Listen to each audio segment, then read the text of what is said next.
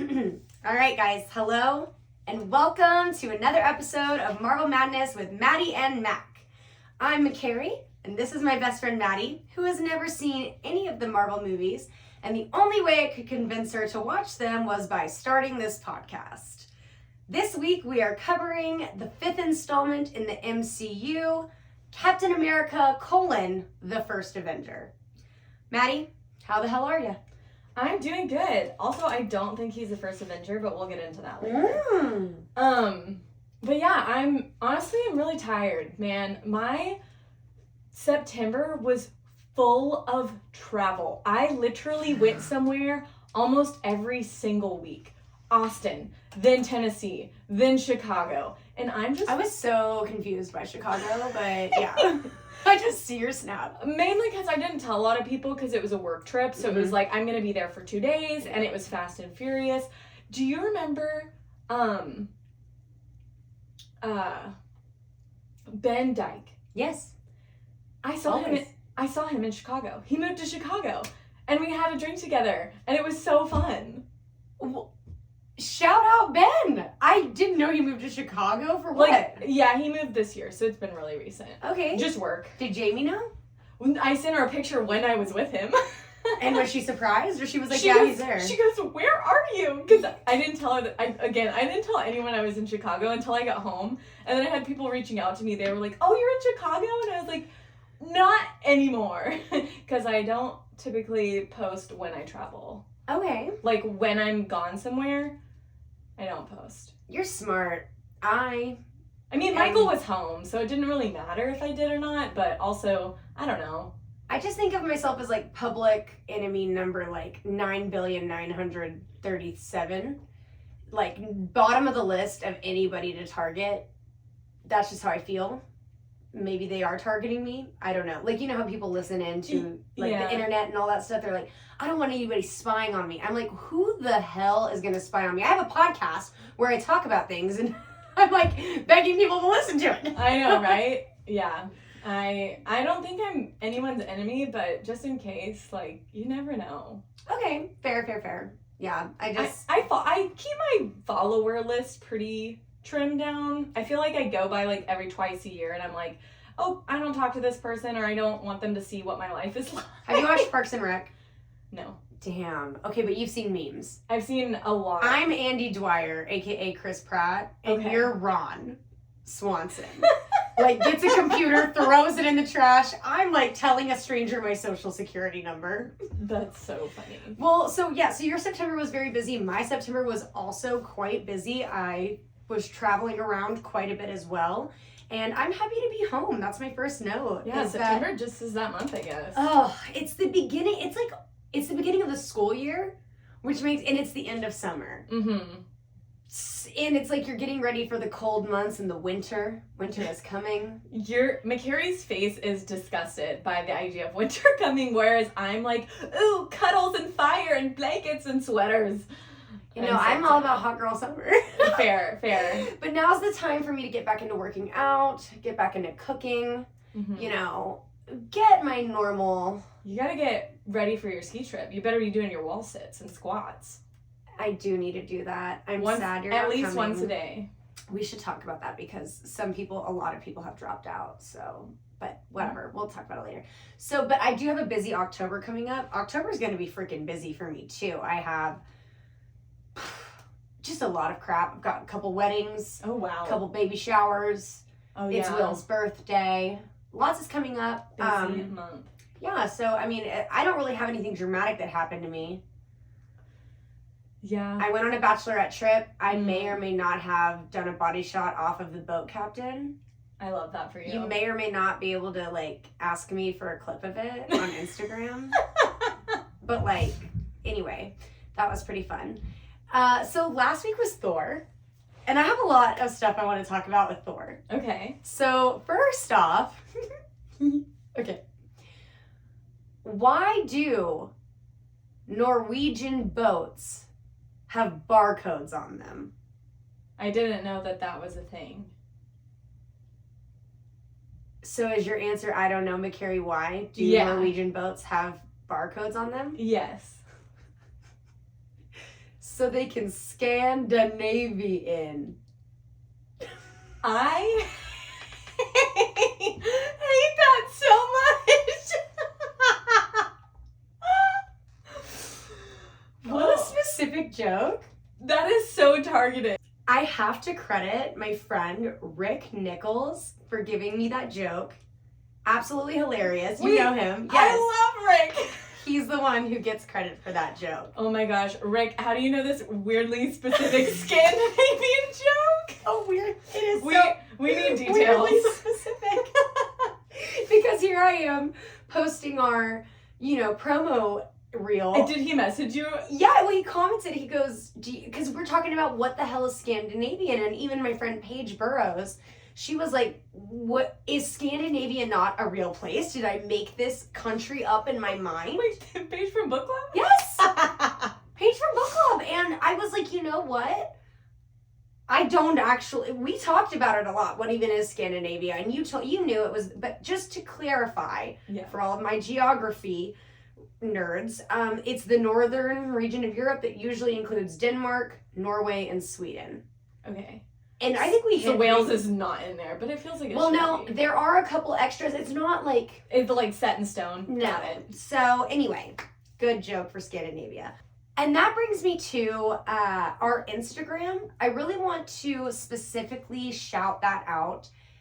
Our Instagram handle is at marvel.madness.mm. And unfortunately, we do not have a coherent, seamless tag across all of our social medias. So every week, I'm going to focus on one platform and I'm going to shout it out. So this is your episode. If you want to follow us on Instagram, which I highly suggest because it's awesome, then follow us at marvel.madness.mm. And I'll put that in the description. I need to be putting all of our socials in every description, but I have forgotten. I think I can go back and edit it, so if you do see like a previous episode, you'll be able to find it too.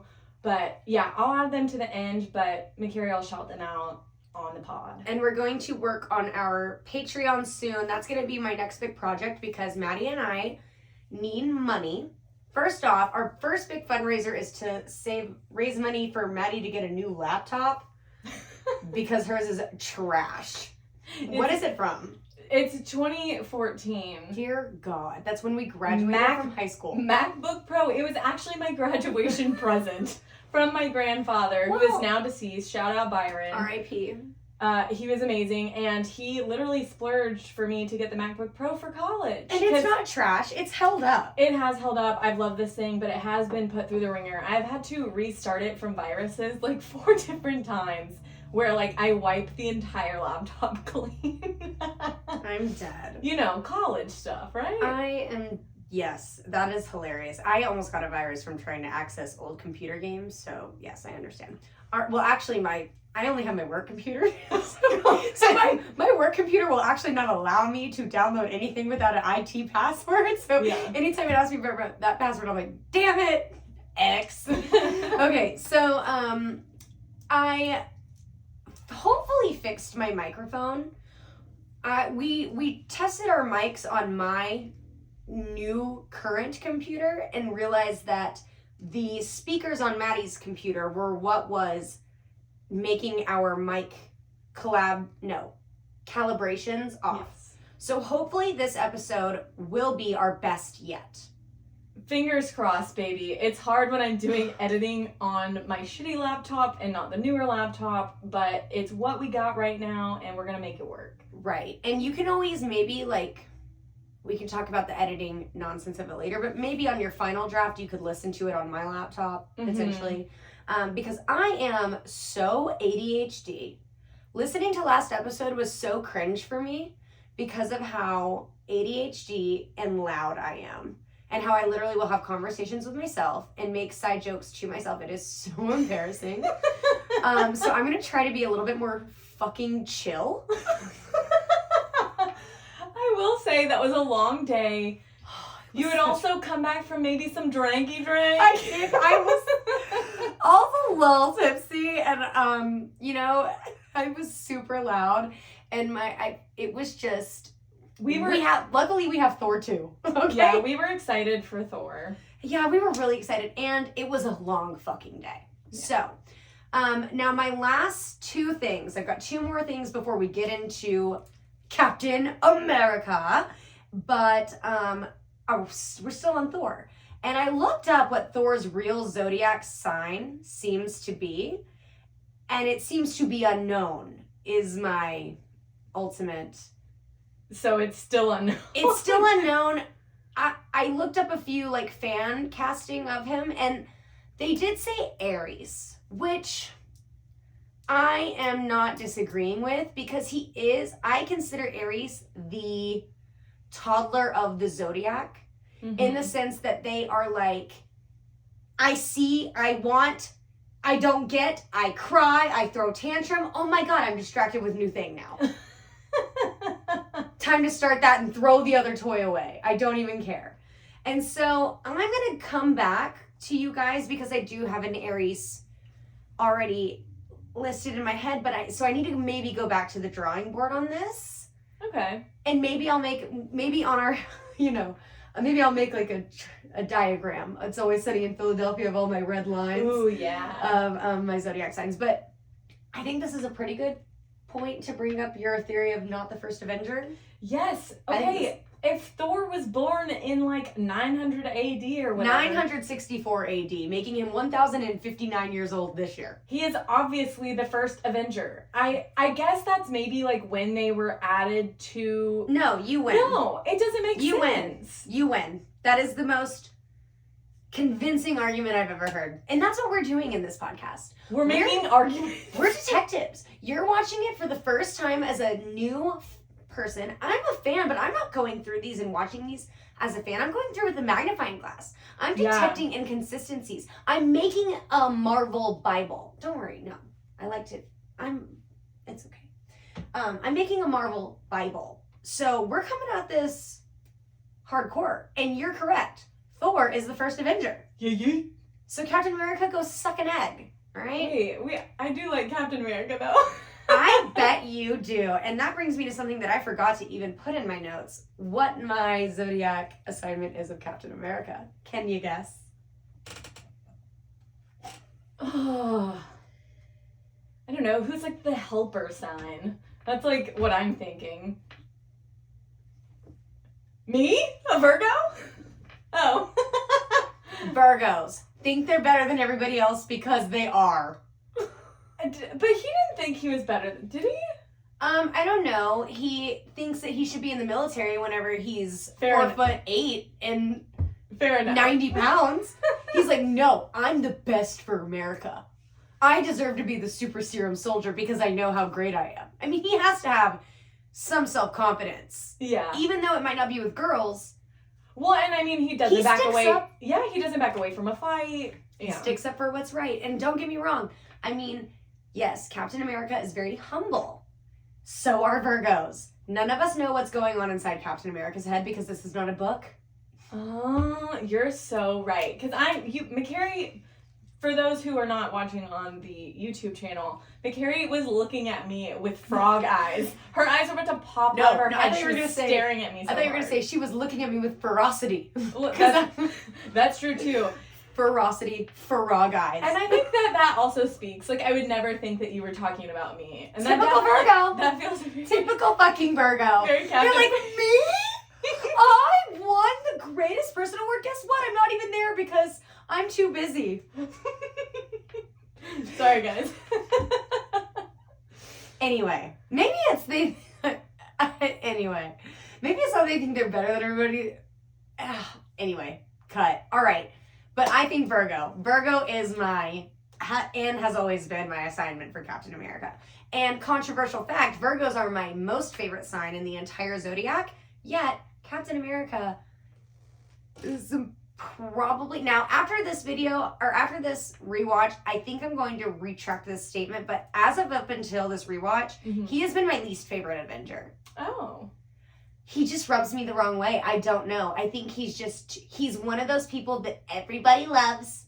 Everybody loves Captain America. He's so good and always does the right thing. No, I'm more of an Iron Man. Like, we gotta break some rules sometimes. Yeah.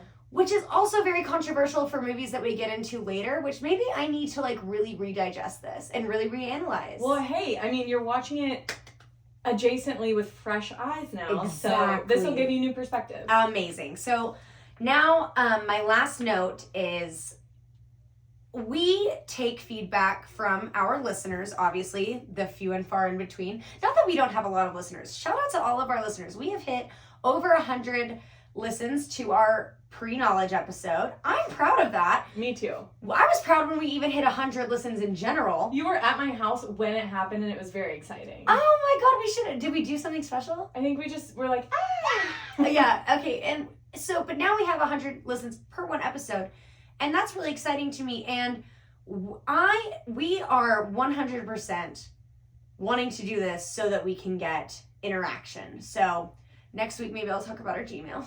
But I've gotten a lot of feedback that sometimes people are intimidated by either watching our YouTube videos or listening to the podcast because of how long they are. And to that, I say, well, Joe Rogan's podcasts are 3 hours. And I may not be a Joe Rogan. You may not be a Joe Rogan. I think we're better than Joe Rogan, to be honest. He's fine, but we're coming from nothing. And Maddie will have some input on this, but there's many ways to approach listening to podcasts or watching YouTube videos. For example, and I'll let you comment in just 1 second, but I just got done watching the entire stage musical of Brigadoon. Not important about anything about the musical, but it's a long musical, 2 hours. I realized that on YouTube, if you just go into your YouTube app, it pauses it for you. Mm-hmm. So here I am. As soon as I got to work today, it was only an hour in, so I paused it, went to work for 5 hours or however long, went to lunch. On my way home, I played it again, just where I picked off. Like, it's not like my brain deleted everything, and even if it does delete everything, which I'm not saying, I'm not judging anybody who does that, but even if it does, like, I guarantee you there are going to be memory joggers. We're going through a movie, you guys. Like, just pause and come back to it. Maddie, hit me. Well, and my point is going to be, we only release every other week. Most podcasts that a lot of people listen to are weekly, some are even bi-weekly, where you're getting 2 episodes a week. And so maybe if you are tired of listening or to overwhelmed us for that long, I just pause it and come back, baby. That's how I listen to every single one of my podcasts. I don't think I listen to anything all the way through. I can listen to multiple podcasts at one time because they pause in between. Yeah. Like I've gotten bored of one podcast, or I got intruded in one, and then a new one came out, so I started that one because it was shorter, and then I came back to the one. And guess what? It can be in the interview with somebody who I've never heard of, and I'll just remember. I mean, we're human beings. Our minds are synapses in our brains. Get your big girl panties on and strap in, okay? This is a journey. All right. The Marvel movies are not for the weak.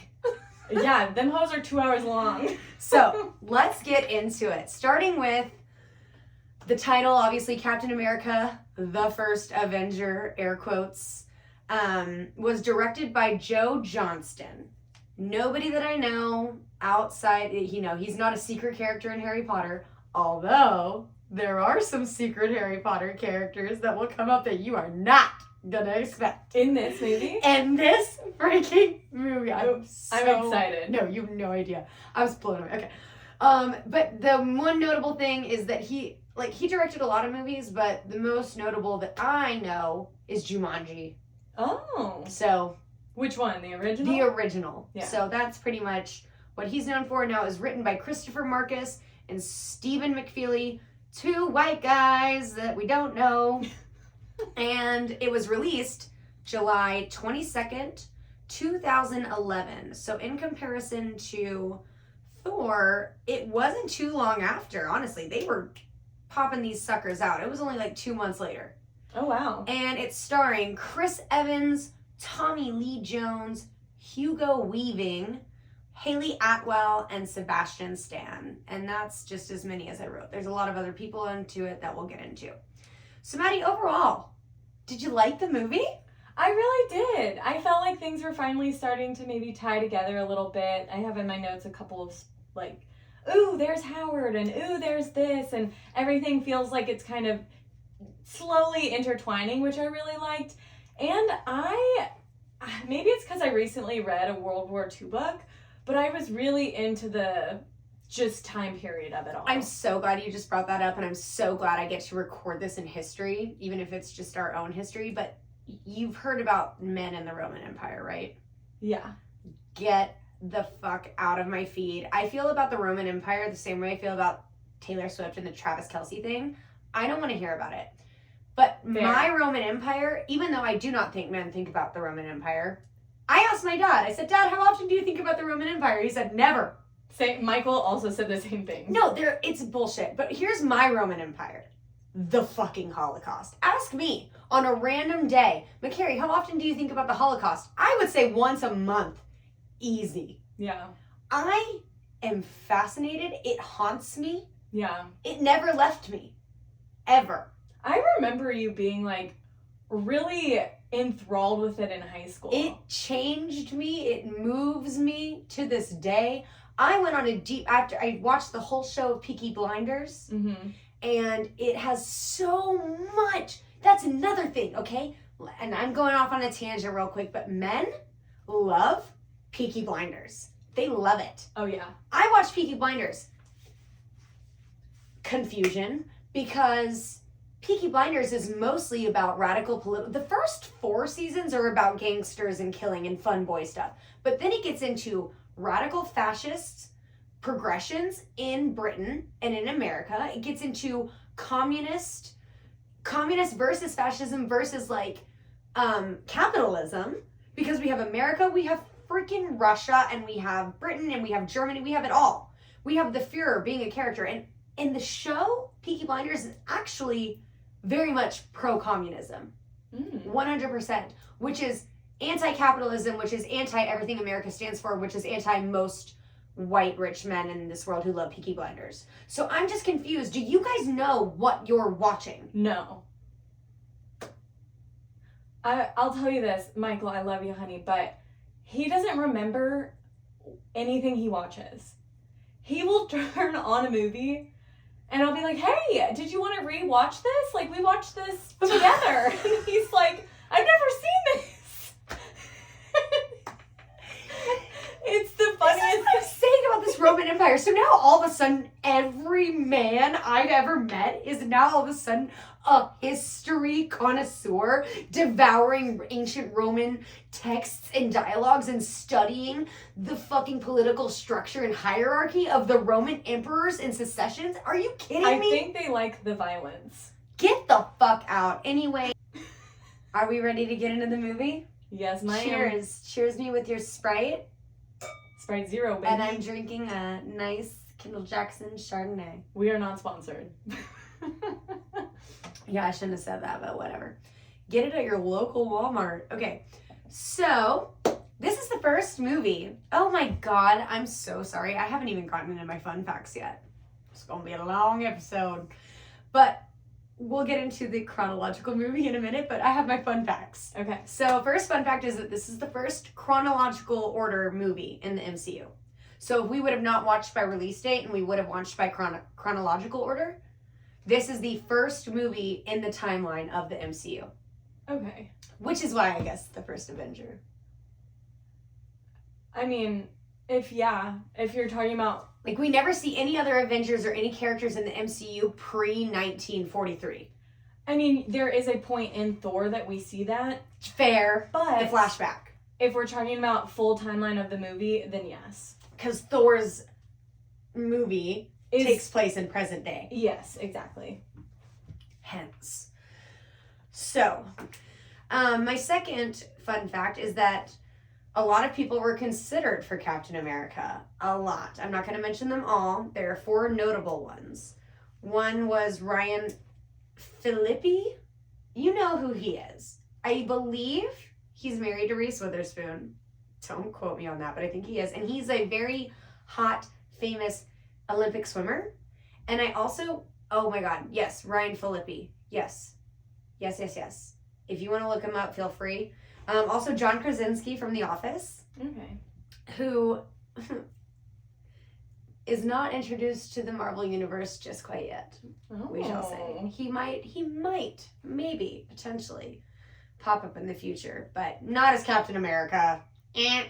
And then Dane fucking Cook, get the fuck out. He was considered for Captain America. Who's Dane Cook? The comedian. Look up Dane Cook. I saw him live in Las Vegas recently, like when I lived there. Oh my god.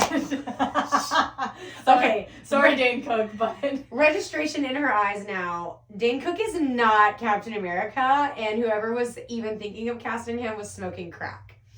Now Chris Evans, our Captain America, actually denied the role 3 times. Isn't he in Supernatural? Who? Dane Cook? Felipe? No, that's Jensen Ackles. That is Jensen Ackles that she's looking up right now, who was also very much considered. It literally says Ryan Felipe. Oh, he does look. Actually, no, he does look like a lot like Jensen Ackles. No, is he not an Olympic swimmer? This is American actor and film producer. Oh, this is humiliating. This is super embarrassing. You're saying Olympic swimmer and also like Felipe or whatever, and It's I'm thinking Philippi. Michael Phelps. Oh my god, that's who I thought it was! Maddie, I thought it was Michael Phelps! Oh my god, I thought it was Michael Phelps, and I do not think... Is he married to Reese Witherspoon? Will you please check? He is? Yes? This guy is. Okay, Ryan Philippi, not the Olympic swimmer, the actor. What is he in? I thought it was Supernatural. No, he's not. That's why it confused me, because Jensen Ackles is in Supernatural. Look up Jensen Ackles and see how similar they are. He's in Cruel Intentions, Shooter. Oh my god, he's in Cruel fucking Intentions. Oh my god, that's one of the hottest, sexiest movies ever, and I love it. Is that when he fell in love with Reese? She's in that. Maybe. Oh my god, maybe. Oh my god, the wheels and gears in my mind are turning. I can't believe I thought Ryan Philippi was an Olympic swimmer. I am so sorry. That is so embarrassing.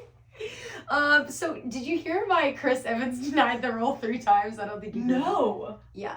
Rejected the role 3 times. Chris. Our Captain America. You know why? He didn't have time? No, he was scared of real fame. He had only been in like... That is such a Virgo thing. Is he a Virgo in real life? He's not, but you can Google it. I don't know. I'll tell you though, the only reason he did was because RDJ, Robert Downey Jr., convinced him. Ugh. The king of the daddy of our Marvel universe. And then we'll pause while you look this up. What's his real birthday? I think he's a Libra or a Leo. I'm gonna read this straight from Google. Chris Evans was born on June 13th, 1981. This makes him a feisty Gemini sun with a passionate Scorpio moon.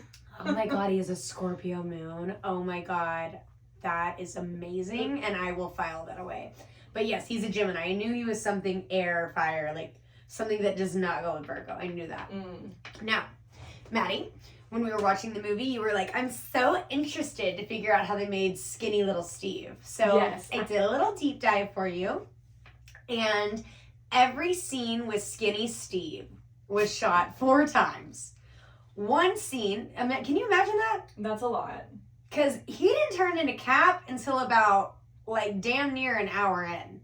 It was a while. So every scene with skinny Steve. One was shot normal scene with real Steve. We'll call him Chris Evans. Full cap. Full cap and actors. And what they would have to do to get his face to be looking, they would put markers on their chins and put markers on his forehead to align the eyes, align the gaze, right? This movie, I mean, they really thought about shit. It's so crazy to see how movies think so in depth about certain little minor details, but then just decide to say, fuck it, to other things and just throw it at the wall and don't give a shit, you know? But so there was that one. Then there was Captain with no actors and a green screen. Then there was actors, no Steve Rogers, no Captain at all, just actors. And then there was all the scenes filmed with the actors and Captain's body double, the skinny boy, whose name is Leander Dini. Teeny Dini. Teeny Dini. Teeny Dini. So, is that enough of a deep dive for you? Because that's really all I give a love shit that. about. That's what I was curious about, is how they did it, and you explained exactly And it that. is known, Captain America is known for having the worst CGI in all of the Marvel movies. Which is surprising, because you said, you were like, wow, this looks pretty good. I mean, I wasn't annoyed with it. Right. So. Like, it wasn't, like, distracting, you know? No. So, okay. Oh my gosh, and this is why it's in my fun facts. This is Chris Evans' 6th comic book movie. Wow. He has been in almost exclusively comic book movies. Now, his first comic book movie was Fantastic Four. The original with Jessica Alba, way back in the day. Oh my god, you don't remember that orange rock-looking creature who was called, like, the Thing? Let me Look up, this just up. look up, dude. Oh, Maddie. The vacancy in her eyeballs is just like, I'm literally... Okay, but, like, I don't really remember watching this. I just... Yeah, but it just had seen some it. of the biggest, like, it had Jessica Alba in it, basically. Okay. And so, I read M magazines and, like, Tiger Beat magazines, and she was always featured. Okay. So, he plays the Human Torch. He goes, flame on! And he plays a total fuckboy. Which is, honestly, really attractive. I know that McCary's attracted to toxicity. It's been very established, and if it hasn't, I'm establishing it now. Toxicity is very hot to me. And he plays the Human Torch, and he says flame on. Now, the second one was obviously Fantastic Four 2, so, okay, whatever. Mm-hmm. Then he was in the movie Push. Look up Push. That is one of my favorite movies growing up. I watched it so many times when I was younger that I forgot about it, and then I just rewatched it with Will recently. It is one of the... Maddie, I'm not kidding. Watch it as soon as you can. It's a movie about people with superpowers where they can... There's movers, there's seers. It has Dakota Fanning in it. Ooh. It has Camila Cabello in it. No, Camila Cabello is a different... She's a singer. Yeah, that's not the one I'm thinking Are you of. talking about the girl from Riverdale? No, it's the girl who Taylor Swift talks about in her song Better Than Revenge, who Joe Jonas broke up with her for. I'm not a Swiftie. I don't know. Okay, that's fine. So anyway, it's a great fucking movie. And I just watched it recently, and I go, oh my god, that's Chris Evans! I didn't even know he was in it. I always knew that the main guy was hot, and I did not know that it was Chris Evans until I rewatched it. Very good movie. Now, his next one is The Losers, which I have not seen, but I do remember a little bit of media for. Mm-hmm. And then he was also in Scott Pilgrim versus the World. Oh, Everybody cool. knows that movie. Yeah. And then, of course, this was Captain America. This was his 6th. And this was Captain America's 5th live-action representation. But I have zero knowledge or information on his past reenactments. And then last but not least, in the comics, Captain was only frozen for 2 decades, meaning that he reopened, like, in the comics, they were in the 1960s. So that's whenever they had him bust out of the freeze. Okay. So only 20 years, but obviously we're adapting it. Now he's 70 years. Yeah. Okay?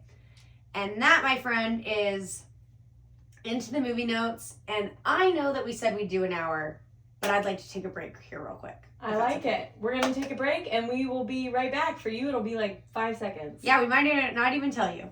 All right, we're back. We are back. And now it's time to dive into the movie of Captain America. For my YouTube viewers, I did fill up my wine glass rather aggressively, but it's got to last me the rest of this episode. So, cheers, Maddie, again. And let's get into it. So we start with the Marvel Studio credits, which I just want to notate again, have not changed. They are the simple Marvel logo. Yeah. Very simple. And we are in the Arctic. Okay, was it? It was Russia.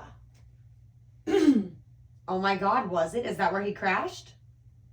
I was pretty sure they were like the Russian embassy. They talked about Russia at the beginning, but I was like, man, Russia looks like Antarctica. That's what I said in my notes. I didn't know that there was any dialogue before we just opened up in the cold. And we find the giant ship that they discovered. And one question that was asked by some fans was, why wasn't this discovered earlier? Like, what all of a sudden made them just now discover? If it is Russia or Antarctica, did you clarify? Might be. It's just talking about if this was shown in Russia. Like filmed.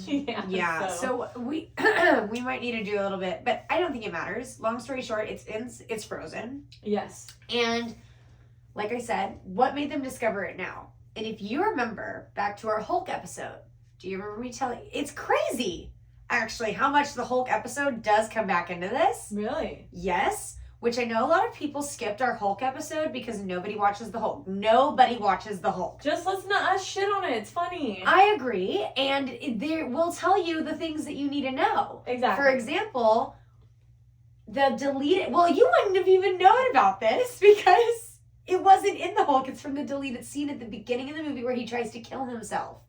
Remember? And I told you that the Hulk comes out and it disturbs. It does like a gamma radiation disturbance. And that is what caused the disruption in the Arctic and dislodged Cap. And they didn't even put that in the movie? Nope, because it was too depressing to viewers. But at the end of the day, I guess it's not really important. See, some things they care about, sometimes they say, fuck it. Yeah. They'll get over it. So now they drill into the ship and we see the Captain America shield and we go, give me the Colonel. All right. And now we're flashback to Tonsberg, Norway in March of 1942. Same city that we saw in the movie Thor last episode. And we immediately are at this castle. And there's a man who enters frantic, speaking Norwegian. And Maddie, guess what? The guy who is the tower keeper, who I said looks like Argus Filch, is in fact Argus Filch. You called it. Immediately, she was like, is that Argus Filch? I can recognize Argus Filch in a crowd of Argus Filch lookalikes. I swear to you. When he's been in, obviously, Harry Potter. Yeah. He's Argus fucking Filch. And he's also from Game of Thrones, which, again, in Game of Thrones, I saw him and was like, that's Argus Filch. I will never forget that scene in the 5th one where they give him popping pustule pasties and he has warts like squeezing and it literally goes on the camera. Ew. I did not so need this gross. reminder. I know. Oh my gosh. So it's Argus Filch, bro. And I am so proud of myself because I don't know if you remember, but at the end of the scene I had convinced myself that it was no longer Argus Filch.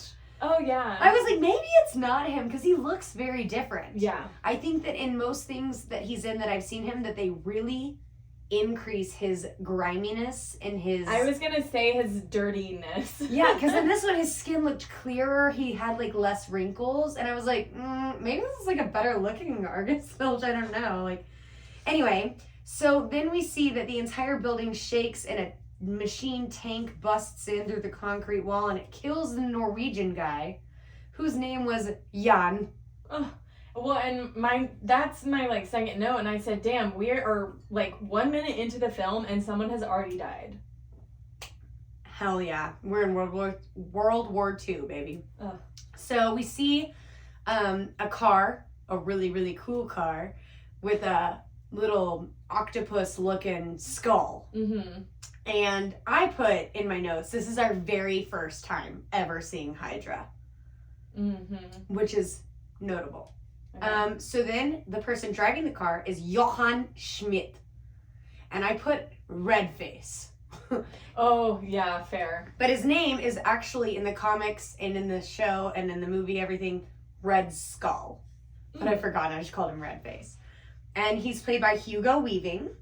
Do you remember Red Skull, what he looks like in the movie? Yeah, before he like takes it off. Right, well, he's a pretty famous actor. He was in the Matrix movies. Have you seen those? It's been a while, but yeah. I have only seen them one time and it wasn't even fully conscious. Who knows what I was doing. But the main thing that I recognize him from is The Lord of the Rings. He's the guy with long elf hair. And guess what? He's the father of Liv Tyler, who's also in The Lord of the Rings. Oh, I didn't know that. And we know I don't like Liv Tyler, and I don't like her in The Lord of the Rings.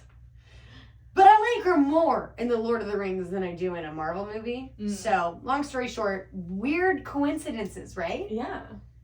Lots of crossovers. Okay, so he's looking for something that this Argus Filch guy, the tower keeper, is trying to keep hidden. And they are robbing graves and they see the cube, but he starts talking about how this was the jewel of Odin's treasure room. And I said, Odin! Oh, you know who that is! Things are starting to weave together, and I was very excited. I'm pretty sure I punched the air. Oh, I just got a brain blast. I want to weave a blanket. Maybe I'll get into weaving. Okay. We don't know what the Tesseract is called. I don't even know if they ever even say that word during the film. I really don't know. As far as we know, it's called the Cosmic Cube. Okay. But it's a fake. And he crushes it, but he knows it's close. So he threatens to kill the entire city. He's like, maybe you don't care if you die, but I'm sure you have a grandchild. Just goes to show how Nazi we're getting. Dude, super fucking evil. This is what I mean about World War II, is there's evil in movies, and then there's, and in books, and then there's Nazi evil, which was actually real. Bro, that shit was terrifying. If you have not read The Nightingale, would recommend. It's heart-wrenching. I'm going to read it after Bunny.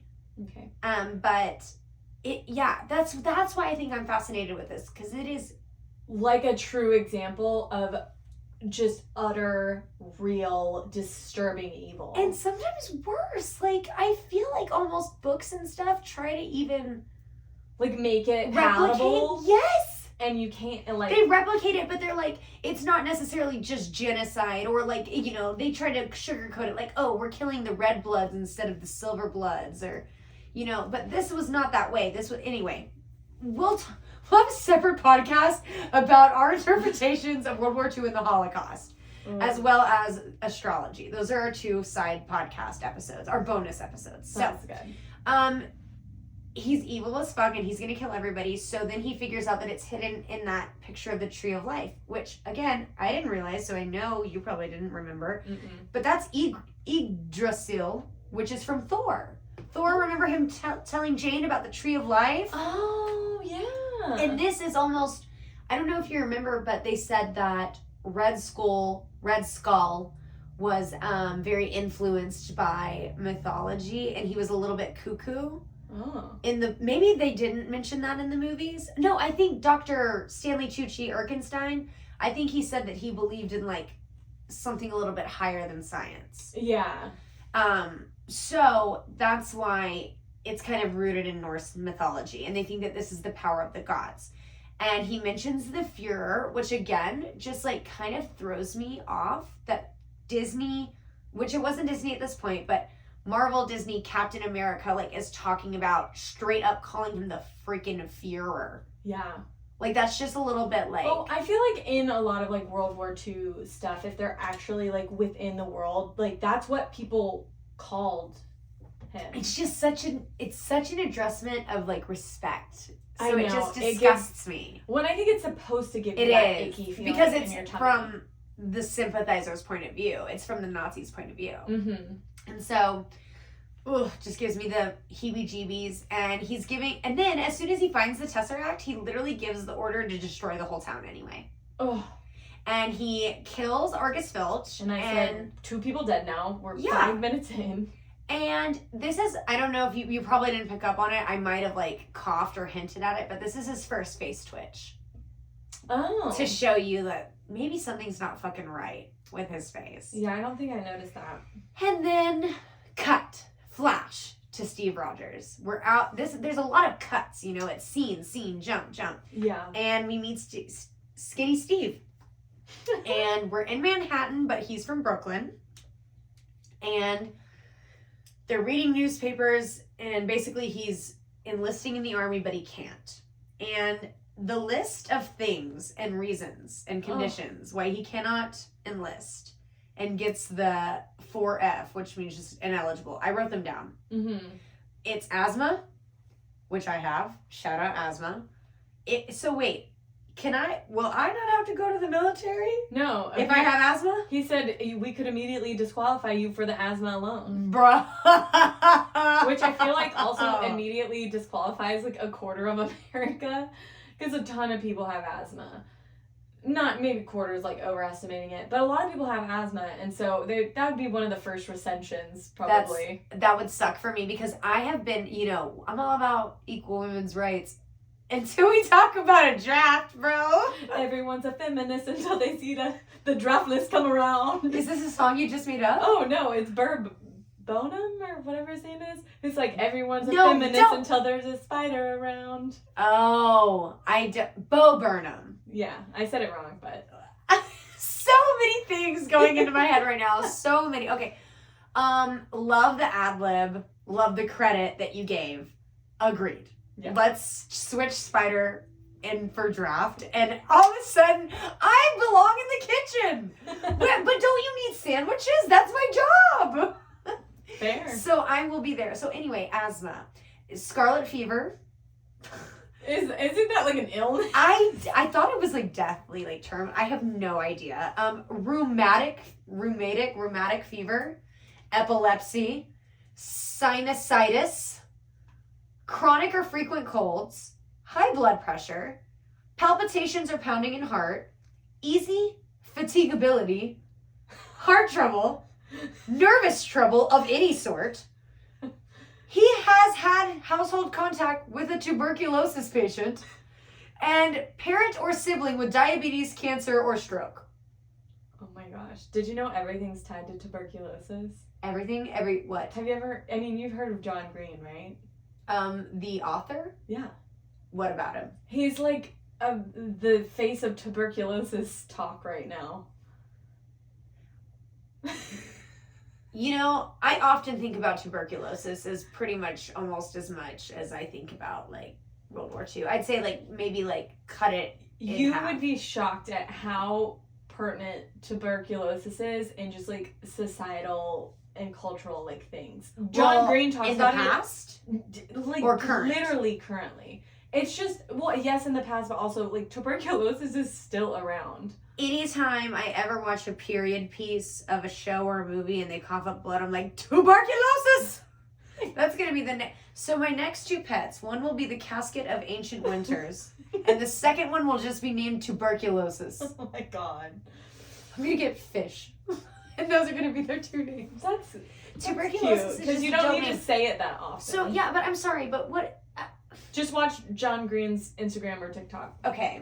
Put it on. Can you write it down for me, please? Thanks. Because I can't take notes right now. All right. So, Steve Rogers, skinny Steve, is fucked up. And he gets denied. So, he goes to wash away, sulk away his sorrows in the movies. Not wipe or wash, but sulk by watching the movie. And we see a little preview that I guess we would never know about because I guess it's like pro-war, saying like pro-supporting our troops. Yeah. Maybe they put that kind of propaganda in at the beginning of films during World War II. Yeah. I just don't know. But that's kind of what it seemed like. And we see this lady crying, probably because her husband's away at war. Yep. And there's this loud jerk. That's what he's credited as. I love that because he was a loud jerk. Big rude guy who's heckling. And Steve, of course, has to speak up. He has to say something. He can't, he's not one to let it stand by. And I can relate to that. I have always gotten in trouble for my big mouth. I always stand up for people, even though it may have no benefit to me. In fact, it could only hurt me. Fair. So, of course, Steve Rogers cannot help but stick up for the lady and speak out against this heckler, even though it's probably just going to cause him problems, which it immediately does, as we cut to him getting the shit beat out of him in a back alley. Yeah, and he just keeps getting up and just trying his hardest to talk shit, basically, because he's not even... He, tries to throw one punch. Oh. And he says, I could do this all day. That's number one. I've started writing down the counts. Because, I mean, you heard him say it multiple times. Yeah, I did. Anyway, enter James Buchanan, Bucky Barnes. Oh, yep. Sebastian Stan. He's in, not only is he in everything, but he is everything. I love that man. Can you please Google how tall he is? Because this is where anytime I have a celebrity crush, will shit on them by saying, McCary, you know they're 5'6", right? Sebastian Stan is 6 feet 0 inches. Love that height. Not short enough for Will to talk shit on because he's 6 foot. So Sebastian Stan is in everything and he is everything. And he is in Hot Tub Time Machine. Have you seen it? Yes. He's the bad guy who like fights the bald dude who loves Motley Crue. It's been too long for me to know the details of the Basically, movie. he's like the hot boyfriend of the main love interest who's like the bully. Yeah. And he's also in Black Swan, which I do not remember. He's in I, Tonya, which I mentioned. Yep. So that's my second time mentioning it. I know. You should really watch it. Do you know about the story of Tonya Harding? Yes, but what is it on? Hulu. Okay, I don't have Hulu. That's probably But you why. know what Tonya Harding did. Yeah, she like cut this girl with a skate. Bro, we will not talk about it right now because it is such a separate podcast, but wild. He was also in Gossip Girl. Oh. Do you ever watch Gossip Girl? I did not. But I've seen... Go piss, girl. I've seen those memes. Okay, so yeah, he's in that for a brief minute. So just, he's known. Yep. Whenever you see his face, it's like, familiar. Yeah. And Sebastian Stan was my fourth potential cast of Captain America, and he was like pretty devastated when he didn't get it. Aww. But he gets a great role. Yeah, he plays a really good Bucky. Yeah, oh my god. So good. So good. And he is enlisted, so it's a great foil. This is a perfect example of foil to Captain America, right? Captain America, Steve, skinny Steve, he's small. Bucky's everything that he can't be. Yeah. But they're best friends, so it's different than like, the archetypal. Yeah, he's not jealous. He's just like wants to be there with his best friend, you know? Yes. And so, but also it kind of insinuates the idea that maybe, and this gets disproven later, but that maybe Bucky wouldn't be okay if Steve wasn't skinny Steve. But it does get disproven later because he's actually a good sport. Yeah. Which is so heartwarming. I know. Their bromance is true. I think I have a couple of notes about how much I love their bromance. Oh, we'll get into it. And so he's shipping out tomorrow, so he takes him to the that's what this festival that they're going to is called, the World Exposition of Tomorrow in 1943, which is the same set as where the Stark Expo was held in Iron Man 2. I'm assuming that, it'll be, like, that probably turned into the Stark Expo. Well, because Howard Stark was known for dominating these things with all of his technology. So eventually it just... And in Iron Man 2, whenever he created the Stark Expo, that was like a revival. It's not like it had been going on every year. Oh. At least that's what I think. Understood. Yeah. That's what I believe that I researched. Well, and that makes sense with the whole, like, PowerPoint of, like, reintroducing... And the Iron Women and the big spectacle. Yeah. So, Easter egg. Oh, Marvel. Okay, so we go to the exhibit, and then we see the Modern Marvel exhibit, which is showing off. We didn't notice it. Neither of us noticed it.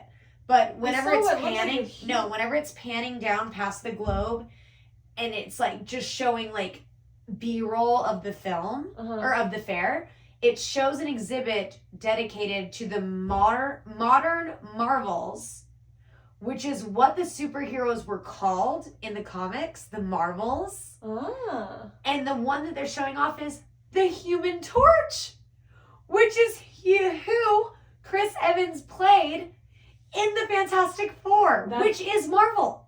Oh. The Fantastic Four will be introduced to Marvel in phase 6, 5. Well, that's whatever really one fun. we're in. Yes, because it was owned by the different people. Yeah. I can't remember which one. I think it was Fox.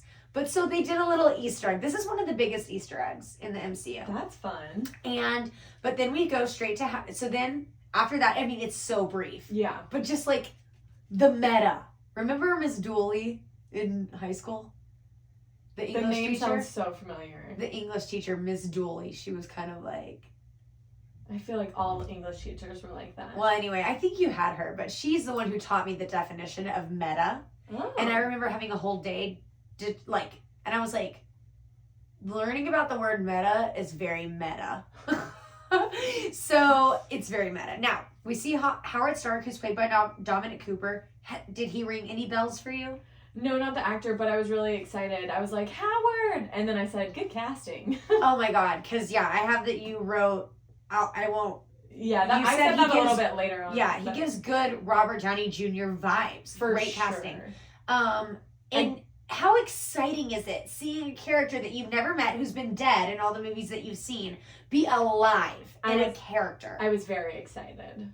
That's what makes these movies fun. Yeah, I did really, really like it. It's like you're a part of something bigger than yourself. And you just don't, like, in Iron Man, you don't really get to see Howard's personality, and so it was really fun to see, like I said, he gives very much Robert Downey Jr. vibes, like very fun, very smart, just like sexy, a good personality. Yeah, and this is also, I know that Captain America, I know that we're being really long, I might mention it a couple times, I don't care. This movie is where a lot of things tie in. Yeah. And this is where a lot of the fun, I mean, the next movie is The Avengers. Yeah. So, whenever you see this, all of a sudden it makes you feel like you're inside of something, and it makes you feel like you're a part of something, and then another amazing part of these movies is that you don't have to watch all the other ones. You really can watch. Now, of course, if it has a 2 at the end, maybe you need to watch the first. True. But all of the movies in phase 1 are pretty much standalone. Yeah. You do not have to know. You can watch Captain America first and then watch Iron Man and be completely caught up. Yeah, true. And that's why these are so awesome and epic, and why they make so much money and why they're so popular. Because I have seen so many individual Marvel movies during my first watch without watching any of them, which I'll go through. Yeah. In fact, I'll just notate it right now. Just put it on the record. I watched in order Iron Man. I did not watch the Hulk. Mm-hmm. I watched Iron Man 2. I did not watch Thor, and I did not watch Captain America, and then I watched Avengers. Oh. 100% did not watch them, and I was totally fine. The Avengers, I still remember to this day being one of the funniest movies I had ever seen in my life. I'm really excited. Don't get me wrong, it's hilarious, but I was pretty young at the time, so I just hadn't seen that many funny movies yet. But it's still great. So, back on track. I recognized him because he's in Mamma Mia. Oh. He plays the fiance, which, have you ever seen Mamma Mia? Nope. It's a musical. I do know that. McCary just gave a look to the camera like The Office, because one thing about me, I love musicals. She does. Always has. Not me watching Brigadoon on YouTube today. The full cast recording, or the full stage recording. Super horrible quality. Anyway, back to, he's from Mamma Mia. That's the only thing I know him from. So, Steve is getting hella rejected by these girls that Bucky brought. And their names are Connie and Bonnie. You know, interchangeable. Yeah. Who cares? And Stark is introducing the hovering car. And for all of our car nerds out there, it is a 1941 Cadillac Series 62. Oh, that will most likely be my only car reference during the podcast, so don't get excited. All right. Now, Skinny Steve sees an enlistment opportunity. Yeah. And of course, and my note is, God, he wants to enlist so bad. He's going to try to enlist again for the 5th or 6th time. I think it's the 5th at the fair, because he's going to try his luck, because he's always falsifying his enlistment form. Yeah. And that strikes me as a little non-Virgo, that he's willing to break the rules to do what's right. Yeah. And that's more, to me, it's more Capricorn, honestly. So I'm starting to think that Tony Stark might not be as Capricorn, and maybe it's, we'll have to go back to the drawing board for Stark. That makes Thor the Aries. That makes Steve the Capricorn, which kind of makes me mad, but honestly, Capricorns do tend to not see themselves and other people. So anyway, blah, blah, blah. McCary's therapy session. I need to go back to the drawing board, but that seems more Capricorn, like willing to break the rules to do what's right, like Machiavellian. Yeah. The ends justify the means, as opposed to Virgos, who are pretty strict, like. Very much by the book. Yeah, a little bit. Like, you would never let anybody cheat off of you. No. No. I literally lost friends in high school because I would not let people cheat off me. 100%. And I was like, anyway. God, he wants to enlist so bad. So, Bucky knows that he just needs to let him go. They say bye, and Steve says, don't win the war until I get there. And this is your first bromance comment. Yeah, their bromance is so sweet. It's funny because I feel like all bromances are like, talk a little shit, but then also like, I love you, man, and I don't know. No, their chemistry is on point. They are so cute, and when you said you have what a bromance, I put you have no idea. Cap loves he does Bucky. And you see it later on. Yeah, he literally goes into the freaking country just like solo dolo. For anything for Bucky. And so, next scene, I mean, thank God he went into this fair. Everything happens for a reason. And he's introduced to Dr. Abraham Erskine. That's my German accent. Stanley Tucci. I think it's more Scottish because I've been watching Brigadoon. But he's played by Stanley Tucci, correct? Maddie did not know his name, but now she does. And she knew that he was from the Hunger Games. So everybody, give a round of applause for Maddie recognizing the first actor in the film. Probably one of the most famous. I've said they're famous for other people, but I did specifically say that he is from the Hunger Games. Do you know what his name is? I don't even remember it. I think it's Flickerman. Caesar? Caesar Flickerman. Oh, haha. So Maddie knows he's from the Hunger Games, but he's also from Everything Else Ever. True. He's from The Devil Wears Prada. He plays the murderer, evil rapist guy in The Lovely Bones. He's in Burlesque. He's the dad in Easy A. And he's even in the new Whitney Houston movie, which just goes to show, I mean, this man don't quit. He does. What is his age? How old is this motherfucker? But David Erskine, Dr. Abraham Erskine, in case you didn't know, was from Germany. Go ahead. Yeah, well, he says he's from Germany, but right. Stanley Tucci is 62 years old. Slay. We love him. Stanley Tucci, we promote you on this podcast. We Stanley you. Sorry for my bad puns, but McCary seems to love them. I love them so much. Okay. Woo.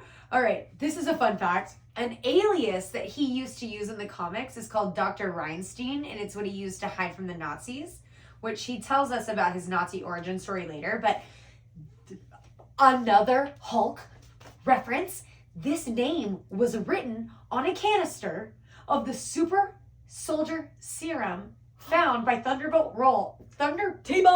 Yes, T-Bolt in the Hulk. Damn. What an Easter egg! That is deep. That is an Easter egg. That's a Russian doll Easter egg right there. And I'm gonna talk about it, and I'll just shut up. Okay, next time. Next note. Stanley Tucci talks to Skinny Steve and says, you've tried to kill Nazis 5 times. Is that what you want to do? Kill Nazis? And I'm like, fuck yeah, we want to kill Nazis. But Steve, of course, surprises us and says that he doesn't want to kill anybody. He just doesn't like bullies. And neither do you. I don't like bullies either. And me the fuck either. I will stand up to a bully all day, every day. You don't like bullies, and I don't like bullies. Here we go. So now, Steve Rogers finally gets enlisted in the American military, which I never thought I'd cheer for in my life. In my life, I'm like, you didn't have to go to the military! Yay! Oh my gosh, yeah. True. But I do support veterans, and I love them, and I support them. So, now we cut to the secret lab in the cold, scary mountains. And we see and we're introduced to Dr. Arnim Zola, who's played by Toby Jones. Maddie? No, I don't know where Toby Jones is from. Oh, neither did I. If you can hear this noise, it's me rubbing my palms together in an evil way. Is he the Harry Potter secret reference? He's the secret Harry Potter reference, and you're never going to guess it. You will never guess it, so I'm just going to tell you. He plays Dobby. What? Okay, just the voice of Dobby, right? I guess. I mean, obviously. Could you imagine him like... But remember what you called him? Oh, what did... I just said he gives me the ick in my nose. He does give you the ick later on. And I said he has like a smush yes, face. She didn't elaborate on this whatsoever. I don't even know if you wrote it down. But you said it out loud. And I didn't have time to write it down because I was laughing so hard. But you said... you called him small face. Oh, yeah. And I was like, what do you mean? You go, his face just is too centered. It looks like a target. Like he has too much skin around excess his mouth and eyes and like his face is centered in the target of his face. And that motherfucker plays Dobby. Yeah, I mean, I'm never assuming guessed. like Dobby was all CGI, but he plays the voice. Mm-hmm. And to me, I'm like, he might have had to like be there in front of Harry Potter a couple times, like maybe just like reading. Yeah. In front of Daniel Radcliffe, and he was also another surprise in the Hunger Games with Stanley Tucci. He interviews with Caesar Flickerman. Yes, he's a part of the Capitol. Google it. Look it up right now. Look up Toby Jones and Stanley Tucci and Hunger Games. Because they've been in 2 movies together. So, if you guys were ever wondering who Dobby. Oh my god. Yep. He's like a broadcaster. And you know what? How many Game of Thrones? I mean, this is not even our last one. We have so many more to cover. So many crossovers there. I'm going to make, I know I already referenced my Sunny in Philadelphia, but I could make 100 of them apparently. a bulletin board of all the different crossovers of all the different movies. So, they're doing some kind of experiment with the Tesseract. Yeah, Dr. Zola, though, we'll talk about him later. Super fucking evil. Was in the comics, blah, blah, blah. He's important. Who cares? Everybody's important in this movie, pretty much. Everybody was from the comics. They really don't stray, and I have a lot to say about him later. So, they're doing an experiment with the Tesseract, and he's like, oh my gosh, it's working! It's stabilized at 70%, and I don't know what accent that is, but it's fine. And then, of course, the bad guy, Schmidt, is fucking crazy, and he's like, no, blast that shit. I didn't come here for I didn't rip off my face for 70%. We're doing 100. Mm-hmm. And Maddie, you said you're impressed with the technology for the time. Do you have that note written? Yeah, I said the tech at this time is impressive because it's literally that's what I put. It's 1940s. Like, I have a fun fact. The technology in this film was actually historically inspired by abandoned Nazi projects and actual vehicles from the time period. That's wild. I have another fun fact that I'll sprinkle in later, but this is like the first thing. Like, I just connected those 2 dots, because I was in my research. Oh, like they did a lot. They do a lot of research for these movies. Yeah, I'm glad they do.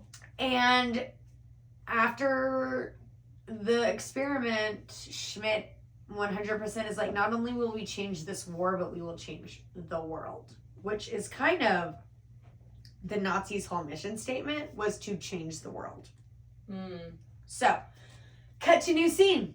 And who are we introduced to? We go from the most disgusting character to the most beautiful character, Agent Peggy Carter. She is stunning. We have no complaints. We have 0 problems. We love the queen. That is Peggy Carter, played by Haley Carter. I have one problem because I want to be her and be with her.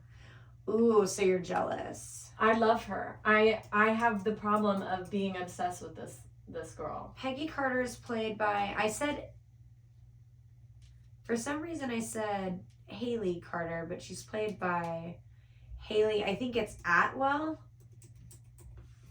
Actress. Haley Atwell. Yes, I just mistyped. Haley Atwell is a queen, and she is a very English. So she is super famous. And if you look up her IMDb, you'll see so many TV show credits where she's literally in like the little picture. Like she's the lead. She is stunning, talented, freaking what's the word? Formidable. She's a force. You know, she is. I mean, the second scene we see her in, Gilmore Hodge starts talking shit, that stupid American soldier, and she just punches him right in the face. And you know Maddie Donahoe, and I call her Maddie Donahoe, but that's just what I call it. You know, Maddie, punching somebody in the face hurts. Yeah, that shit hurts. Maybe or maybe not, Maddie has punched somebody in the face. And Peggy Carter is not one to take your shit. And this opened her up into the film world, and she becomes instrumental in S.H.I.E.L.D. and Marvel. Like, I'm not necessarily saying, like, because, you know, we saw how the movie ended. Yeah. So I'm not saying, like, there is a spin-off series with her, which I've never seen. Ooh. Because it's not necessarily credited as a part of the MCU. So maybe that could be a bonus episode. Like, later on down the road, we watch that. Agent Peggy Carter or whatever. Yeah. But it's just not paramount to what we're trying to accomplish in this podcast. So, but she's awesome. So then we see, after she punches him in the face, enter Colonel Chester Phillips. And he's played by Tommy Lee Jones. And he's quoting the World War II general, blah, blah, blah, such and such, that weapons and all these things can affect wars, but men win wars. It's the men in the wars. Yeah. Which is very fascinating because these movies are very technologically advanced and technological focused. So by saying that it's the men that win the wars, it's giving it's almost setting up the dichotomy of the future, maybe struggles of Captain America being old-timey and always believing in that it's the person and it's the power versus maybe technology. Like Tony Stark having an Iron Man suit. Kind of, yeah. And this, you'll see in the Avengers, I'm not saying because they're all a part of the same team, but there is a little bit of a interesting dynamic there. And especially I'm just now noticing through this statement of men win wars. Because if you remember in Iron Man 1, whenever Terrence Howard, the original Captain Rhodes, he's talking about how they're flying in the planes, but there's nothing that rivals the pilot's instincts. Yep. And that's also very indicative of our time today. What is AI? Yeah. Is AI really going to take over my job, or am I the only person who can really connect with a human being? Because how is an AI, if an AI is trying to sell me something, they don't know what it's like to have children. They don't know what it's like to... Yeah, it's really hard for a not emotional being, or whatever you want to call AI, to connect emotionally. But they mimic it. But mimicking is not the same. Right, but so it's and I know that we're getting tangential. I'm sorry, but this is very inspiring conversation. If you don't know that it's AI and they can relate to you because they can learn and they can empathetically connect, because that's kind of what AI is. I don't know enough about AI, but it freaks me out. You don't know enough about it? Well, I want to have a side comment about this because we could almost be AI that was created by prior beings. And that, AI right now is actually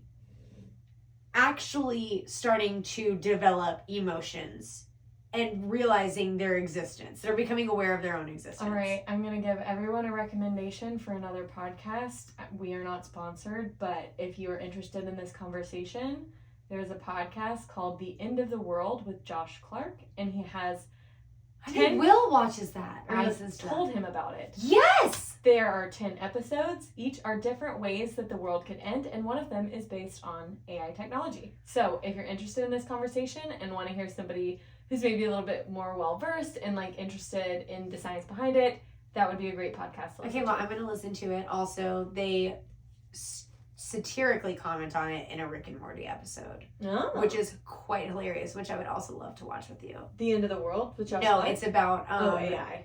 you create a technology that then becomes so smart that they create their own technology that then makes the technology that you created obsolete.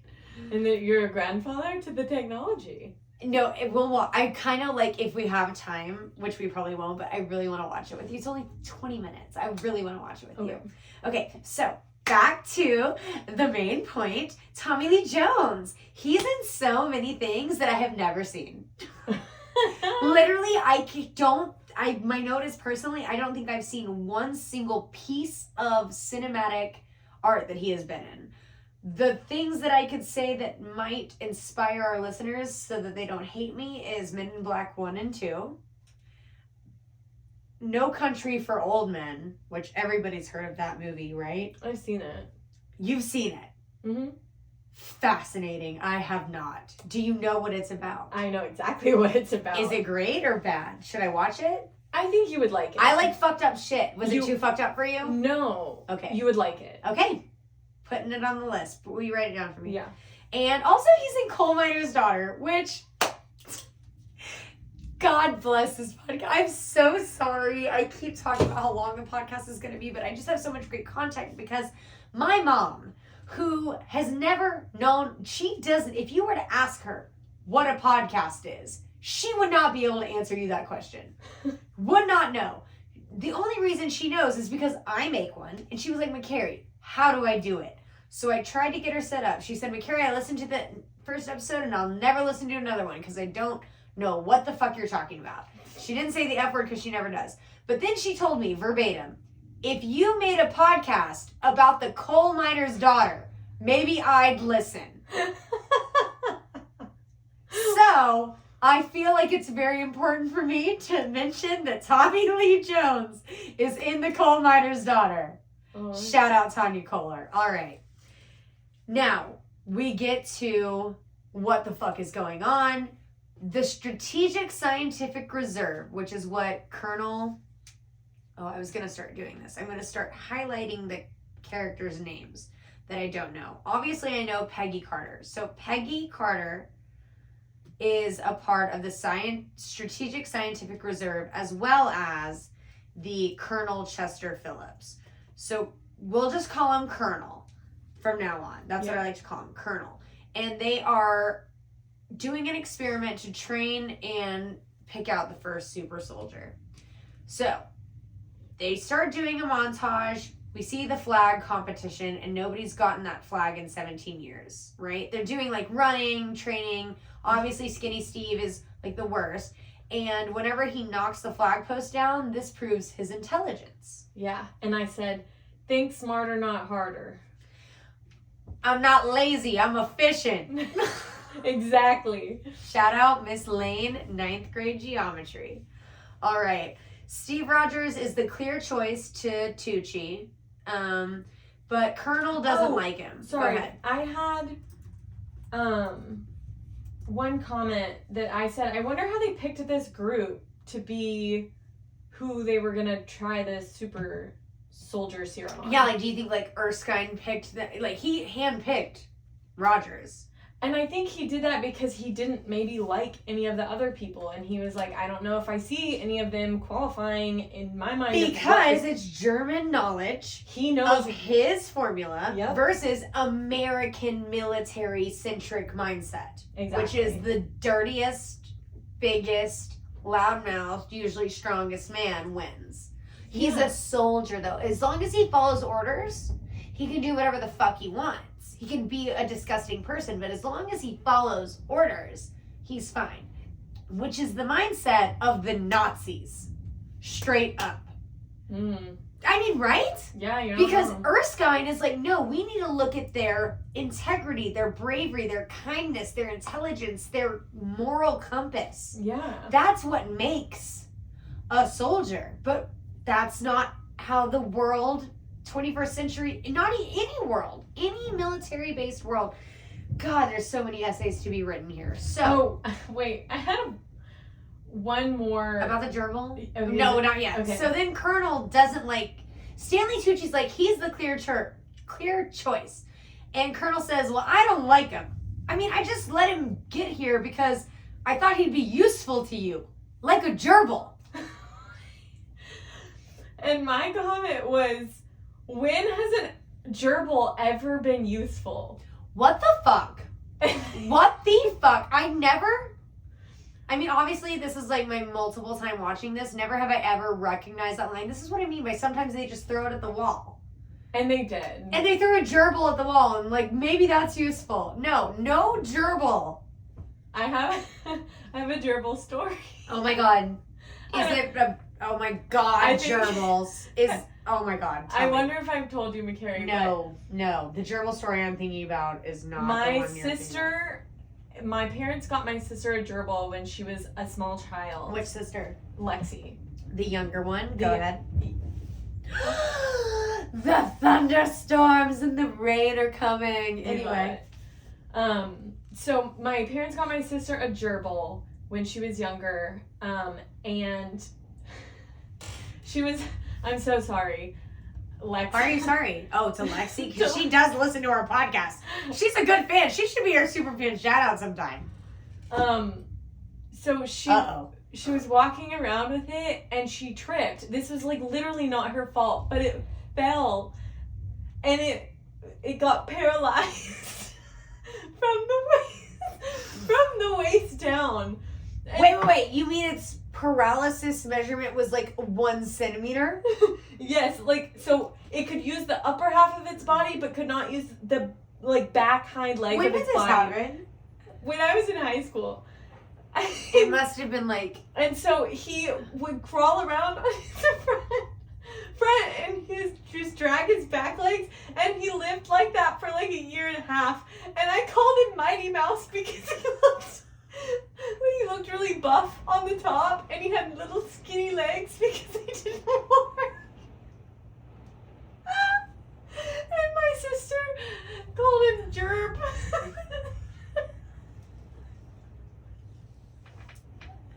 Gerb?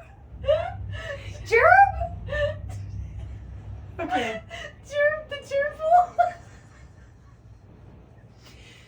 Well, no, wait. I have to say something because maybe gerbils are useful. Maybe they... Like an emotional support pet. I don't know. Maybe he could have, like...